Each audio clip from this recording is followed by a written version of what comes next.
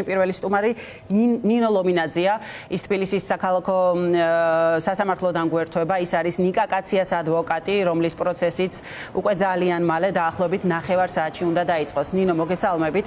მადლობა გადაცემაში მონაწილეობისთვის. მოგესალმებით, მადლობა დროის დათმობისთვის. ნინო, მოკლედ ძალიან მალე დაიწყება უკვე ნიკა კაციას პროცესი. ხომ უნდა იყოს დასკვნითი სიტყვა. არის თუ არა მოლოდინი რეალურად, რომ უკვე შემდეგ სხდომაზე შევიტყობთ ნიკა კაციას განაჩენს? რა თქმა უნდა, დღეს დასკვნით სიტყვას ვამბობთ. შესაბამისად, ეს არის უკვე შემაჯამებელი პროცესი იმასთან დაკავშირებით, დაცვის მხარე დავაფიქსირებთ ჩვენ პოზიციას და თავისთავად უკვე დასრულდება, ასე ვთქვათ, დაცვის მხარის პოზიციის გამოხატულება.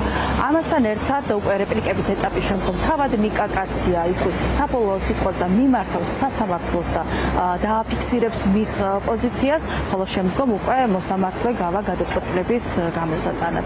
და შესაძლოა კი რა თქმა უნდა მომდევნო პროცესი სწორედ იყოს ის პროცესი, როდესაც უკვე გამოცხადდება ნიკოლოზ კაციას განაჩენი.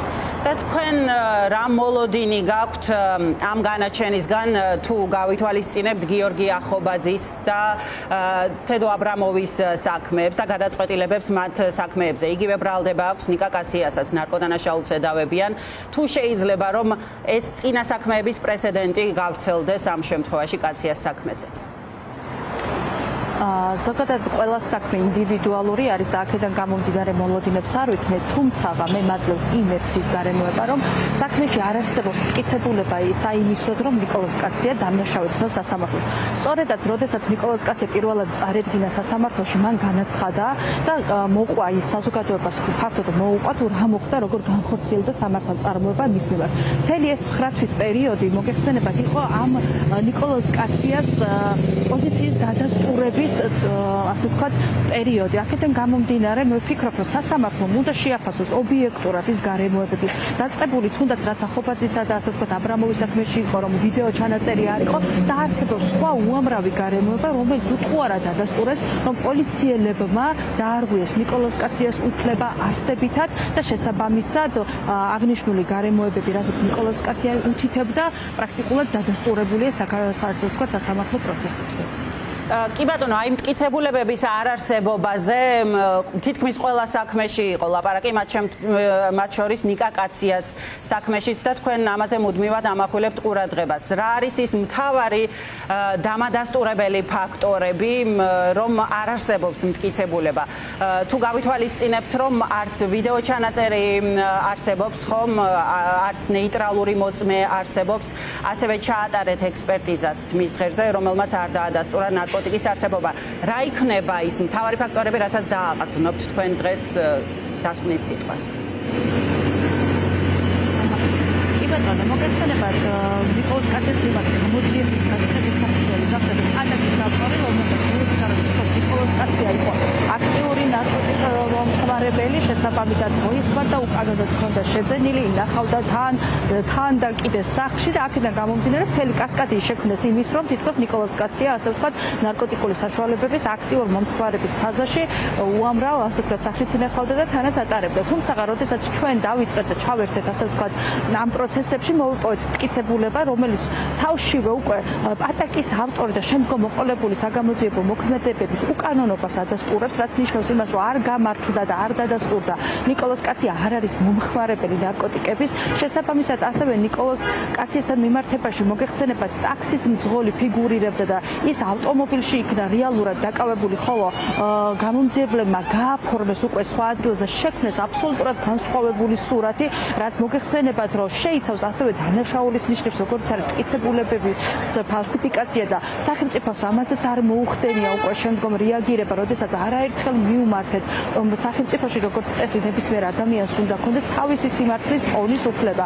სწორედ ეს პოზიტიური ვალდებულება რაც ქონდა სახელმწიფოს და რაც როგორც ნიკოლოზ კაცია ითხოვდა, რომ თავისი სიმართლე დაემტკიცებინა, მაქსიმალურად სახელმწიფომ დაიგნორა აღნიშნული გარემოებები და დღემდე თუნდაც ის ტაქსის მძღოლიც არ არის გამოკითხული და რომელიც აბსოლუტურად დაადასტურებდა, რომ ნიკოლოზ კაცია არათუ არ თაგავას ქუჩაზე, არამედ მის საცხოვრებელ სახლთან ტაქსის მძღოლის მანქანაში იქნა დაკავებული. ყოველივე ამის ფონზე ვფიქრობ, რომ სასამართლომ უნდა იმსჯელოს და ობიექტური გადაწყვეტილების პირობებში ვფიქრობ, რომ გამამართლებელი განაჩენი გარდაუვალია, თუმცა საბოლოო ჯამში მაინც შედეგობრივად დაველოდები აღნიშნულთან დაკავშირებით უკვე მოსამართლის გადაწყვეტილებას, უფრო ფართოდ ვისაუბრებ ჩემ დასკვნით სიტყვაში, რასაც მოვახსენებ სასამართლოს და ავტომატურად ვფიქრობ, რომ ეს უნდა იქნას გაზიარებული სასამართლოს მიერ, როგორიც არის გამომძიებლების არაკომპეტენტურობა, მათი მხრიდან კეთილსინდისიერების დაბალი სტანდარტი, მტკიცებულებების მოპოვების დაბალი სტანდარტი, ვიდეო მასალის, ასე ვთქვათ, არქონის ძალიან უსუსური არგუმენტებით გამყარება, თუ რატომ არ იქნა ვიდეო მასალა, ასევე უსუსურად ფაქტობრივ გარემოებაზე მითითება, რომ რატომ არ იქნა ნეიტრალური მოწმე დაბარებული და ჩართული, უკვე შემდგომ ამ ყველაფერს სასამართლოსთან ერთად დავაანალიზებ და მიმართავ მოსამართლეს, რომ ნიკოლოზ კაციას მიმართ უნდა იქნას გამამართლებელი განაჩენი გამოტანილი იმ პირობებში, როდესაც გადასაფუთი პაკეტიდან, რომელშიც უკვე ნარკოტიკული საშუალება იყო მოთავსებული, მოგეხსენებათ დაავნიშნე ექსპერტიზა, დაქტილოსკოპიური ექსპერტიზა, დნმ-ის კვალი, როგორც ნიკამ თავის დროზე ახსენა და განმარტა, გადატანილი იქნა მოგვიანებით, ხოლო ჩემს მიერ დანიშნული ექსპერტიზით დადასტურდა, რომ ნიკოლოზ კაციას შემხებლობა, ფლობელობას გულისხმობს, შემხებლობა შეიძლება დნმ-ით დაადასტურდეს, მაგრამ ფლობელობა რაც ნიშნავს, რომ მან ხელი შეახო, ექსპერტიზამ პრაქტიკულად გამორიცხავინაიდან რომ პოლიციელებმა მისი ნერწყვი დაიტანეს ამ პაკეტზე, მისი თანხმობის გარეშე შეიძლება ითქვას, ხო?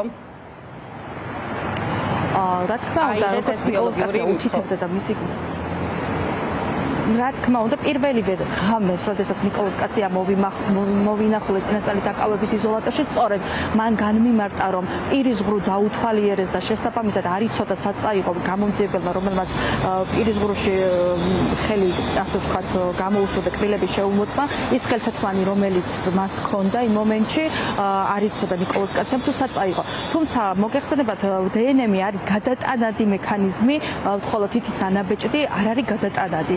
ამ საპირწონედ წარდგენილი მტკიცებულებების ფარგლებში ვფიქრობ, რომ სასამართლომ უნდა მიიჩნიოს, რომ ნიკოლოზ კაციას შემხებლობა და მფლობელობა ამ კონკრეტულ გადასაფუთ პაკეტთან მიმართებაში არ დადასტურდა სასამართლოზე გამოკვლეული მტკიცებულებები. კი ბატონო, და კიდევ ერთ საქმეზე ილაპარაკეთ თქვენ გუშინ მტკიცებულებების არარსებობაზე, 8 პირის საქმეს გულისხმობ, სადაც ირაკლი მიმინოშვილის და თორნიკე გოშაძის ადვოკატიც ხართ, ხომ?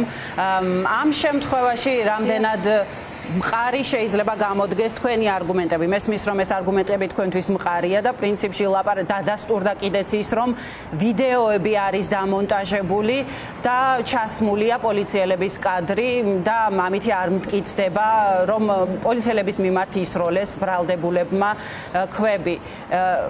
რამდენად დამარწმუნებელი შეიძლება აღმოჩნდეს ეს სასამართლოსთვის თქვენი მოლოდინით? აქ მნიშვნელოვანი ის არის, რომ ნიკოლოზ კაციას საქმეში თუ პოლიციელები ასე ვთქვათ, სრულჩვენებას იძლეოდნენ და განსხვავებულ ინფორმაციას აფიქსირებდნენ შესაძლოდ სრულჩვენებას, ამ შემთხვევაში ნიკოლოზ ირაკლი მიმინოშვილისა და თორნიკე გოშაძის საქმესთან მიმართებაში პოლიციელი მოწმეებიც კი არ არსებობენ. ერთადერთი მტკიცებულება, რაც ბრალდების მხარემ წარმოადგინა, იყო სწორედაც ის ვიდეოები, რომელიც ილუზიას ქმნიდა თითქოს ეს ორი პიროვნება პოლიციის მიმართულებით ისროდა მძიმე ბლაგვს საგნებს.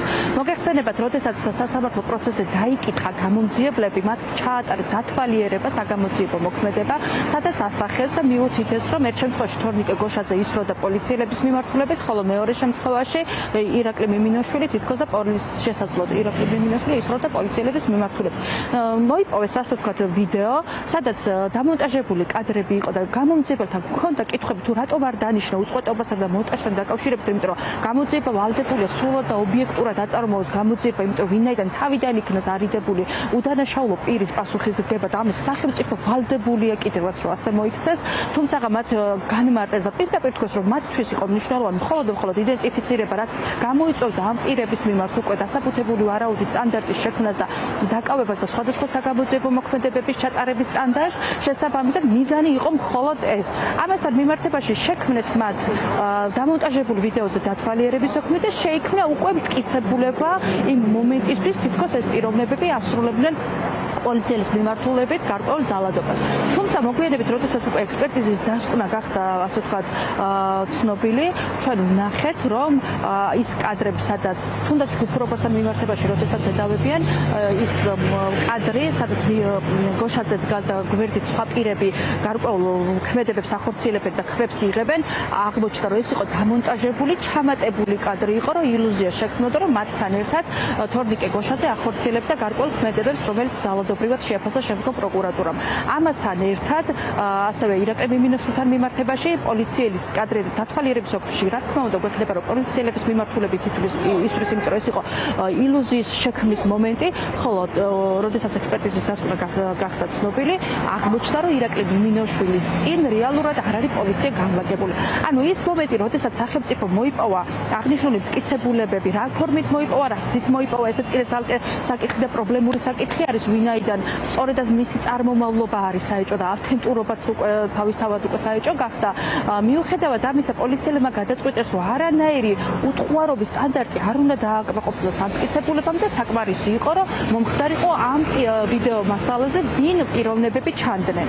მონტაჟი იქნებოდა თუ არა, რატომღაც სახელმწიფოსთვის მნიშვნელოვანი არ აღმოჩნდა. ანუ ის პიროვნებები, მათაც ხო თავისი უფლება და თავისი სიმართლე აქვს, რომელიც ბავშვები არიან და დღეს პრაქტიკულად ციხეში არიან და თავისუფლება აქვთ, ასე ვთქვათ, შეზღუდული და თავისთავად უკვე სახელმწიფომ არაფრად არ ჩააგდო, ასე ვთქვათ, იმიტომ რომ მათ ჰქონდათ კონკრეტული მიზანი, რომ დასაბუთებული ვარაუდის სტანდარტი შექმნილი იყო და შემდგომ ეთქვათ, რომ ეს პირები გარკვეულ ქმედებებს ახორციელებდნენ, ასე ვთქვათ, საპროტესტო აქციაზე. თუმცა, როგორც უკვე მოგახსენეთ, აღნიშნულ სისხლის სამართლის საქმეში დღეის მდგომარეობით არც ერთი მტკიცებულება არ არის, რომელიც თან უთხოვარი, რაც არის, ისიც არ არის უთხოვარი, რომელიც პირდაპირ და უშუალოდ მიუთითებოდა ერთი მტკიცებულებაც, რომ ირაკლი მიმინოშვილმა და თორნიკე გოშაძემ ჩაიდინეს ძალადობრივი ქმედება ჯგუფურად წინასწარი შეთანხმებით და ძალიან საინტერესო ფაქტობრივი გარემოებაა, რომ ამ პიროვნებების მიმართ ჯგუფურობა რომ განვიხილოთ, აუცილებელი არის კავშირი, კონტაქტი და თავისთავად ერთიანი წინასწარი განზრახვა. თუნდაც საპროტესტო აქციაზე როდესაც იყვნენ, ერთ სივრცეში, ერთ მომენტში უნდა ყოფილიყვნენ. მოცემულ შემთხვევაში არც ერთი ბრალდებული ერთ სივრცეში არ აღმოჩნდა, სხვადასხვა გარკვეულ დროს, გარკვეულ გაურკვეველ ადგილას და ეს ვიდეოები, რომლებიც იქნა წარმოდგენილი უკვე შემდგომ სასამართლოში უკვე გამოკვლეული, აღმოჩნდა, რომ რა დროში, რა ვითარებაში გადაღებული არის, ესეც არ ვიცით. აქედან გამომდინარე, საერთოდ ბრალდებამ ამ კონკრეტულ სისხლის სამართლის საქმეზე რა სტანდარტით იმუშავა, დასვის ხარისთვის აბსოლუტურად გაუქმებია. ამბობთ, რომ არ მტკიცდება საერთოდ არანაირი კავშირი ამ ბრალდებულების მიმართ. კი ბატონო, დიდი მადლობა გადაცემაში მონაწილეობისთვის. ნინო ლომიძე, ნიკა კაციას ადვოკატი, თორნიკე გოშაძის და ირაკლი მიმინოშვილის ადვოკატი ასევე იყო ჩვენი სტუმარი.